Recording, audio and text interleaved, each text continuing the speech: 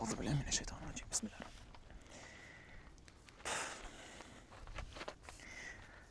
This is not the typical 20-year-old success story what you see on the internet. And this is definitely not the I will show you inside success story just to make you even more attracted to what I'm saying in the end. SubhanAllah. Where should I start? I wanted to be someone very early in my life. I realized the last few weeks when I reflected on my current situation, where this urge comes from. Like, why do I have this urge to prove myself? Why do I have the urge to be someone? And I realized very early that I very early in my life had the possibility to always be the number one.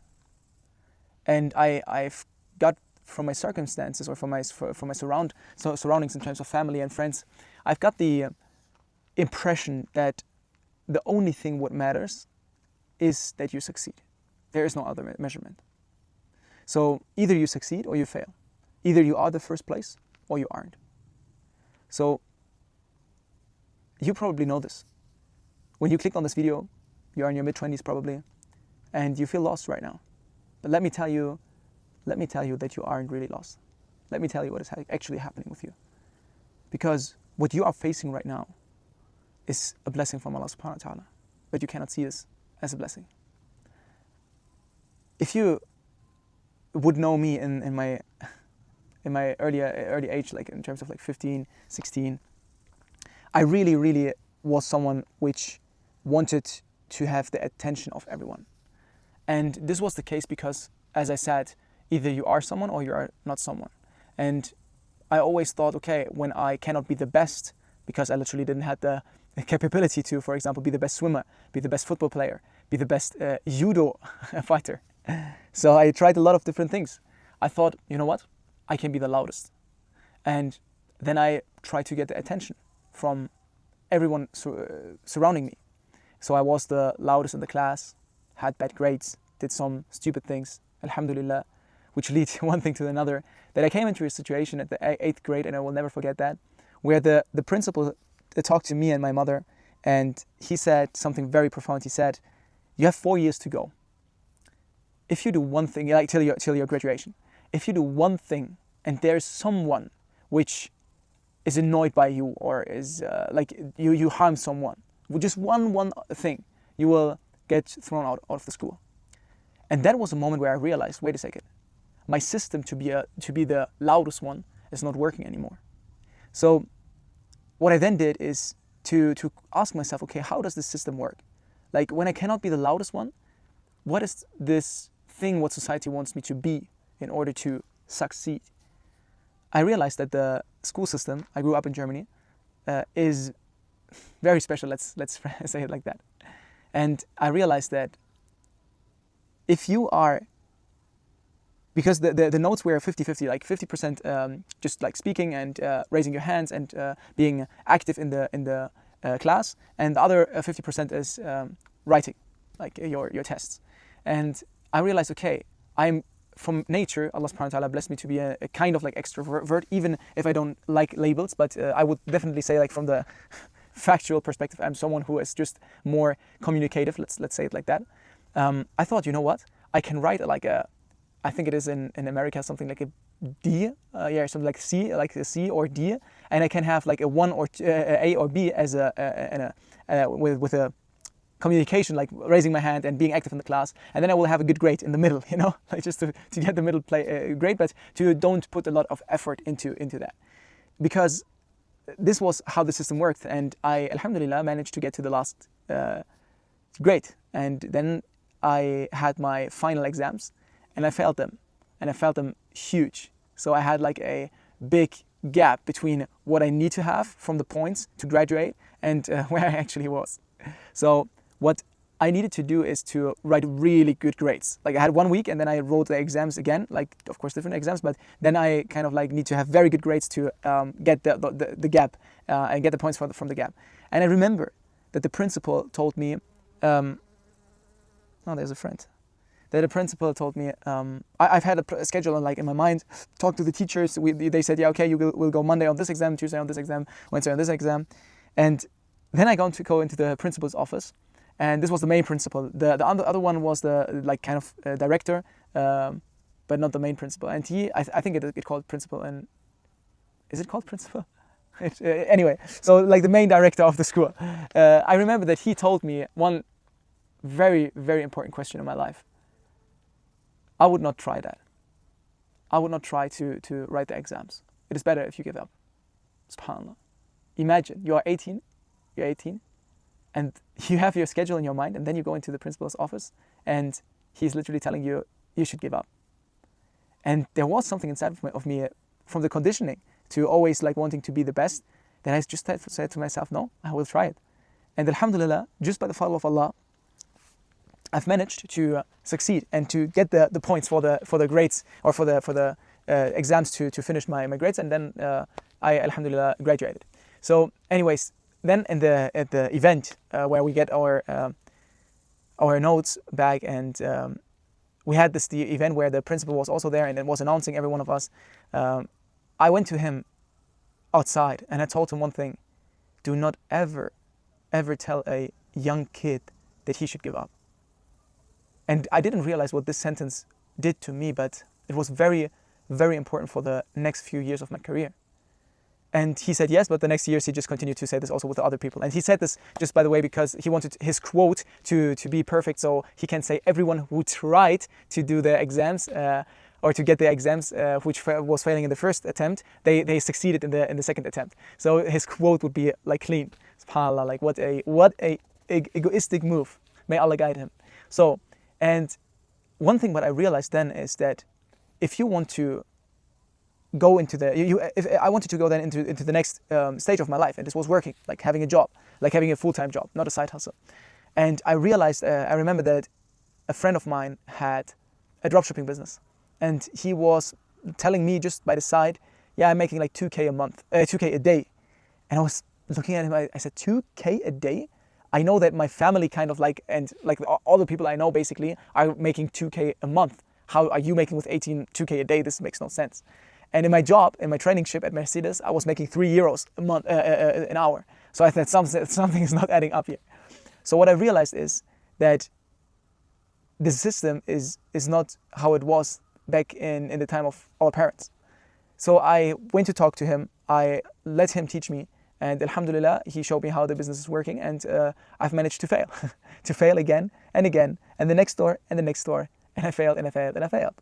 So I felt so much that I literally said, bro, I don't have any money left. I spent everything in advertisement, and I've got to know this girl. Like I really want to marry her probably. Like I don't have even like money to buy her gifts.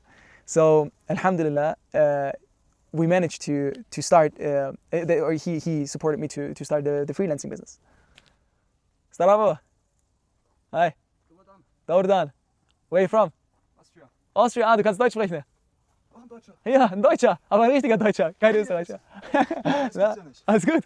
Ja, muss ja, ne? Ja, muss, auf jeden Fall. Wo bist du aus Deutschland? Near Dortmund. Okay, I had a quick visit coming over, and he was funny, also from Germany. So anyway, in the end, I then started my freelancing business. So I created websites, and the thing is that what I realized for myself is, okay, I can make money online.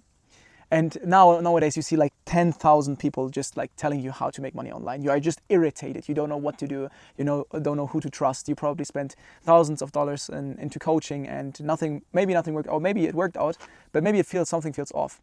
And I had the same experience. I had then, after the freelancing business, my friend asking me, hey, do you want to start a recruiting agency? This is like now the new hype in Germany. Everyone is starting a recruiting agency. So I said, yeah, you know what? Let's do that.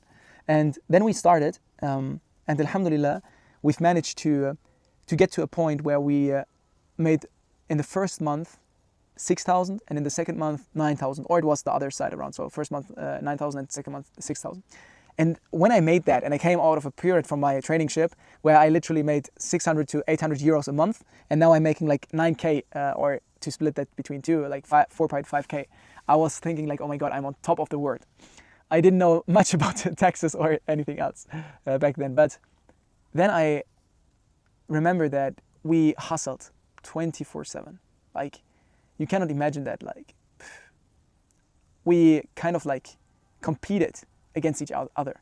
Like, I'm coming at 5 a.m. in the morning, and he is leaving at 9 p.m. in the evening, and I'm leaving at 7. So, and he's coming at 7 a.m. in the morning, or 8 a.m. in the morning, and then leaving at 9 p.m. And I'm leaving, and then also at 9 p.m. to manage to get also to compete with the time, who's working more, who's the better hustler, the harder hustler. And it came to a point, fast forward, where we managed, alhamdulillah, by the fadl of Allah, to make a revenue between like 40 to 70K a month. And it cost us 1.5 years to come to that point, something around that. And I remembered that we hit it our first month, 70K. It was our record month. It was January 2025. And we were literally so happy that we'd reached that point. And then we flew to Cape Town. I remember flying 13 hours to Cape Town, and having directly after it, after I landed, like 1 or 2 hours later, sales calls, just to directly jump into sales calls and to close the deals. So I had a moment where I was at the beach with my wife, and I realized this is it. This is the point where I wanted to be 5 years ago when I started my self-employment. I wanted to be at Wednesday or at Saturday at the beach with my wife. It is 30 degrees, just a beautiful weather, and we're making enough money to survive or to live a good life. But in that moment, I just felt nothing. I looked at my wife and I just said, I'm so unhappy. Imagine that. And I don't want to complain really, like this shouldn't be the video where I start complaining about anything. SubhanAllah, like astaghfirullah. May Allah forgive me for doing that, but I want to give you the perspective from having everything what the most people want to have, earning more than 10,000 euros net profit every single month, and feeling nothing. I can tell you, I wouldn't wish this my biggest enemy to have that feeling, subhanAllah. And the reason why I had that feeling was because Allah subhanahu wa ta'ala blessed me with that feeling. And I couldn't realize this in this moment because I'm a problem solver. So I wanted to fix the problem. Like, why do I feel like this? I have everything I want. It makes no sense. Normally I should be happy. Normally I should go out, party, celebrate, having the record month.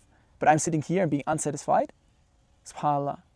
And this was the day, and this was now like 1 year and 8 months ago, where everything started to crumble. Like, my whole worldview started to crumble.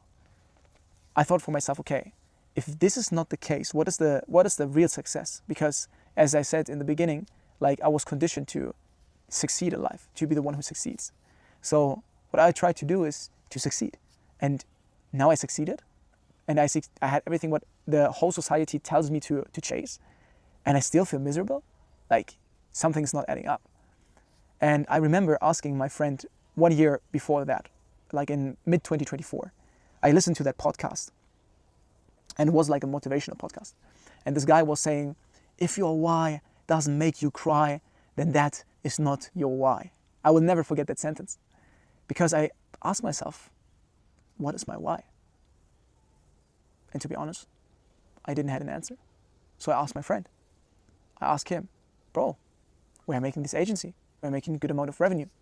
What is our why? Why are we doing this? And he said something very, very important for my career, what I didn't realize at that moment. He said, for making money.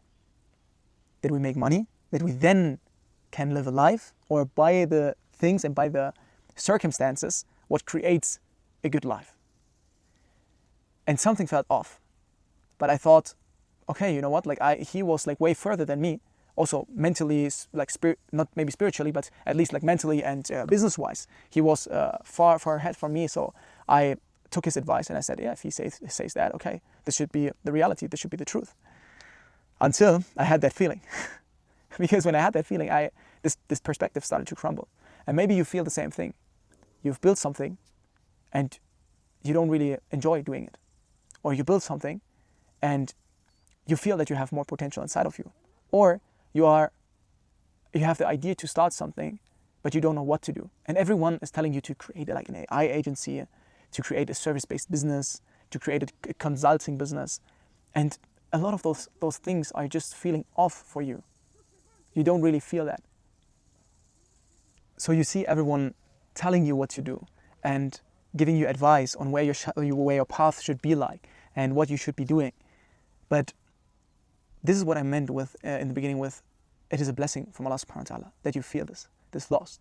Because there is not a feeling, and let me tell you this, from my experience, after working 5 years, after having weeks where I literally was so short before I burned out, where I had worked 80 hours, where I thought this is the way to do it, this is the best way to do it, where I had literally like pimples on my eyelid because I was so stressed out and I was mentally so much in an unbalanced position. And I really just continued. I continued because I was so blinded by the reality that this is the successful life. So let me tell you what a real successful life is from my perspective. And don't let me convince you that this is a successful life. Let's go back to what Allah subhanahu wa ta'ala says. He says, and Bismillah ar-Rahman ar-Rahim, I don't want to misquote him, the one who purifies his nafs is the one who succeeds. And the one who is not purifying it is the one who fails. So what does that mean? If you think about it, first of all, what is the nafs? Like we are talking about business, we are talking about strategy, tactics, vision boards, manifestation, success, cars, houses. And now I'm talking about the nafs. What does that mean? The nafs means the ego inside of you. Okay, I thought I had like something on my arm. He created us with four areas. He created our nafs, our ego. He created our aql, our rational thinking. He created our heart, our spiritual mind, our understanding. And he created our ruh, where the fitras included. And I will go in another video deeper in that, but this is how the human being was created from Allah subhanahu wa ta'ala. So what does it mean that the nafs, the one who purifies the nafs? Imagine, Imam al-Ghazali says this beautiful example that the nafs has different voices. And one voice of the nafs is the pig. And the pig is just here to want things. So it is just going after your desires. And everyone have different desires. Maybe you are gambling. Maybe you are dealing with zina. Maybe you have a lust problem as a man or even as a woman. Maybe you are doom scrolling the whole day. You have stress, anxiety, and different type of mental distortions. The nafs, and especially if you are in a stage where the nafs is very, very conditioned, and just a fun fact, the society is created to literally push onto the desires. But this is another topic. If you condition your nafs, as I did, I conditioned, as I said in the beginning, myself to succeed. So the success in the Western picture is to have the success in your finances, in your relationships, in your physical health, mental health a little bit. But overall, if you achieve all of that, what happens then? Then you just meditate and you try to be in the present moment. But for what sake? So, but we have something deeper in our tradition, because what it is meaning that you purify your nafs is that you don't go after your desires. Or better said, that you don't let yourself be led by your desires. Because do you want to go through the streets as a man and you cannot lower your gaze? Imagine you have a wife with you and you cannot lower your gaze. Imagine your daughter is walking through the streets and there are so many men which are not lowering the gaze because they can't. And this is pure dunya-wise now. This is for our sake. Because if we believe that there is a hereafter, then we believe into a day of judgment. And if we believe in a day of judgment, we know that every deed and every action is taken into account. So every blick, it's German, every, subhanAllah, every contact you make, every thing what you say is getting to being held accountable. So what I want to say is, the one who succeeds is the one who purifies the ego. Where's your ego right now? Are you the alpha male?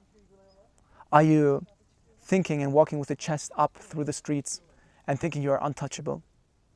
Are you working out and have a great body, blessed by God, and thinking that you are stronger than others?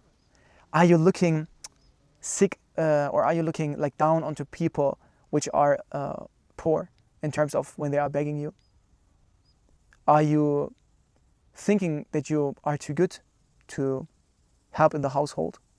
Are you thinking that you are too good to do some certain task, like washing a toilet, or like cleaning a toilet, cleaning a toilet, or for example, doing voluntary work where you maybe get also dirty?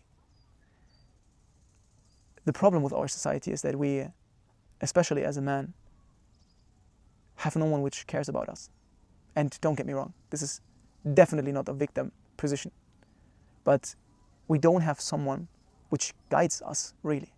The only thing which we will be guided in is about the dunya success, about how we manage to have the best business model right now, or how we manage to get the most out of our time to be as productive and as effective as possible.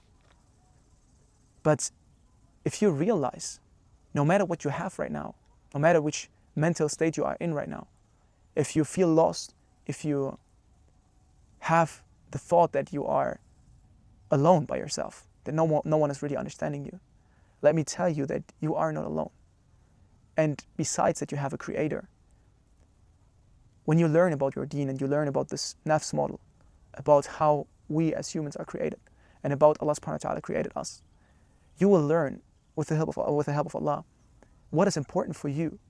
And one thing what I realized, especially in the last year, is when you are in a bad mental state, the worst thing what you can do is be on your own. Because when you're on your own, you are just with the shaitan. And the shaitan and an untrained nafs is the worst combination what you can be in, because you will never succeed. And we know from our tradition that even we should be careful to compete against the shaitan, because he will oftentimes win. So the one who succeeds is the one who purifies the nafs.